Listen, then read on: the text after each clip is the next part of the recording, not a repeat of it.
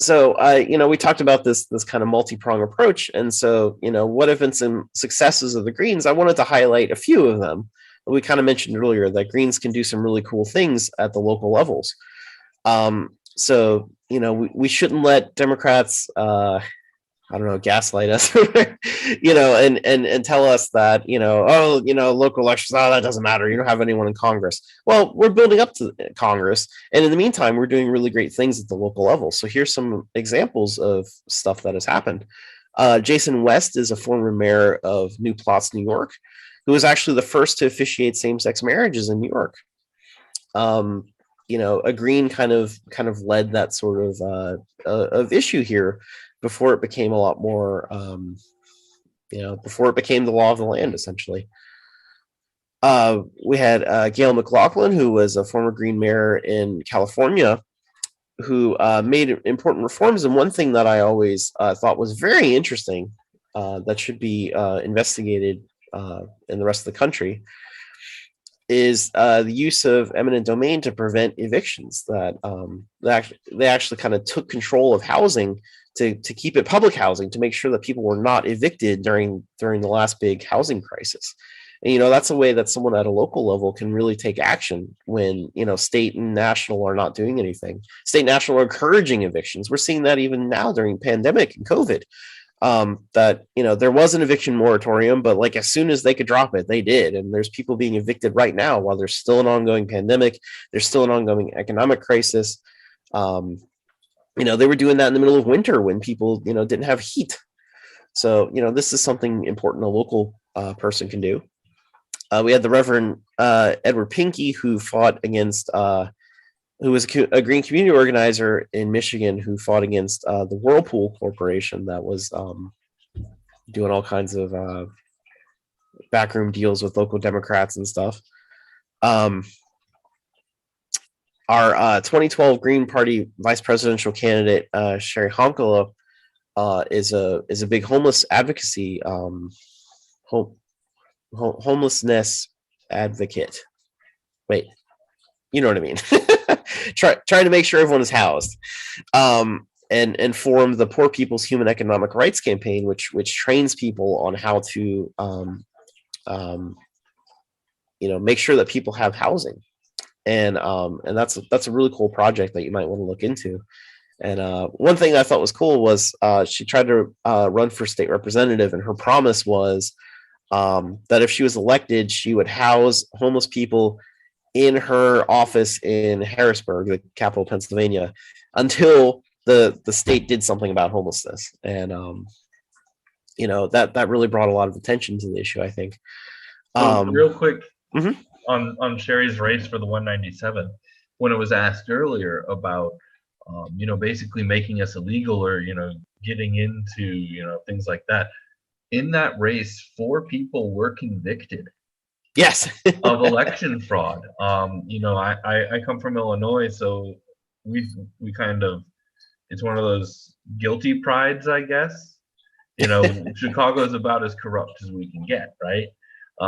Man, the things I heard coming out of Philly when Sherry was running for state house, when you did write-ins, you told the poll worker who you wanted to vote for, and they put a sticker on your ballot. You didn't even get to mark it.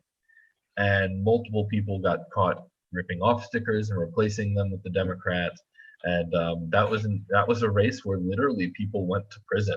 The local Democratic Party set up tables outside of the election things, and would ask, who do you plan to vote for? And when they said, I want to write in the Green candidate, they said, oh, you can't do that. You're not allowed to do that. You have to vote for the Democrat. And and so it just another example in Chicago, real quick, is one past primary that we had, and we generally aren't allowed to participate in the state-run primaries, but we have a slate that we run up in the Chicago area that has ballot access, so they have to run primary ballots for us there. So the city of Chicago printed the Green Party ballot on brown paper and the Democratic Party ballot on green paper. For a green ballot, they gave you a Democratic Party Even though you will likely may, no one knows what color paper, right? You don't go ask for the color paper, you ask for the party that you want in a closed primary like Illinois. Or a semi-open, I guess is what we have, because you request it when you're there. But that's the kind of, when we do have access, right? When we do have recognition in that district, that's when they start playing those games, or that's when you see people going to prison like we did in Philadelphia. Yeah.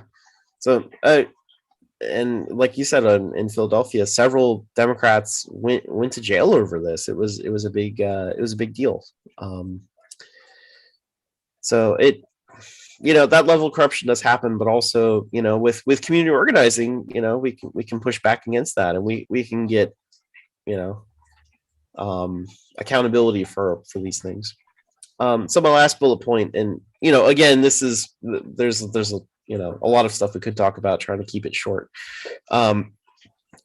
Jill Stein from the 2016 presidential campaign filed lawsuits in a few states to do recounts, and that includes my state of Pennsylvania. And for folks that don't know, I had mentioned on the previous slide that there's 51 different sets of election laws. Every state does elections differently. In Pennsylvania, until 2020, we voted using these electronic voting machines that you would just go into a booth and you'd tap the thing and it would say your vote counted with a check mark, and that's it. It would just tell you thanks for voting, and you had no idea if it actually voted the way that you wanted or counted the way that you wanted. You didn't get a receipt. You didn't, it didn't show you on the screen, are you sure that this is the thing, and there was no way to really verify it. There's no way to validate it. So, when you do a recount, there's really no such thing as a recount, because there's no ballots to count. It's just the machine told me this number, and I guess that's the number. That was literally how elections worked in Pennsylvania until Jill Stein's lawsuit. The original lawsuit was for a recount, which the judges basically ruled saying, well, we can't really recount it because we don't really have the numbers. And they waived some technicalities about how the law works. The Pennsylvania law is really complicated. You need somebody to object in every county, and it just it was a big mess. But the point that comes from it is that the lawsuit turned into saying the state has to adopt auditable paper ballots so that this issue doesn't happen in the future.